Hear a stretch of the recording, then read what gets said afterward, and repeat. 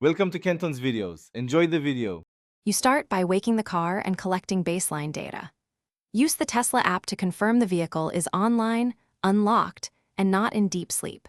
Charge to around 80 to 90% so the battery is in a stable state. Note the displayed state of charge and rated range. Once done, turn on the energy screen and set it to trip or consumption mode so you can record immediate readings. This prepares you for reliable measurements and prevents misleading low-voltage artifacts. Now you run the diagnostics by driving a controlled cycle. Drive a steady 20 to 40-mile route with mixed speeds and limited elevation change. This smooths out short-term variability.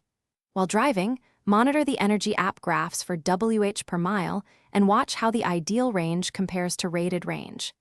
Make sure you disable climate control, Sentry mode, and preconditioning because they skew consumption. Keeping settings consistent lets you isolate battery capacity from excess. Finish by interpreting your measurements and verifying results.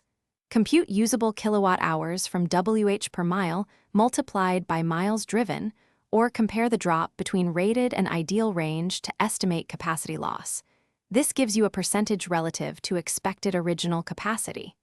If you see more than about 20% degradation, schedule Tesla service or request a battery health check. If numbers look inconsistent, repeat the same test under similar conditions or run a long charge-discharge cycle to confirm that.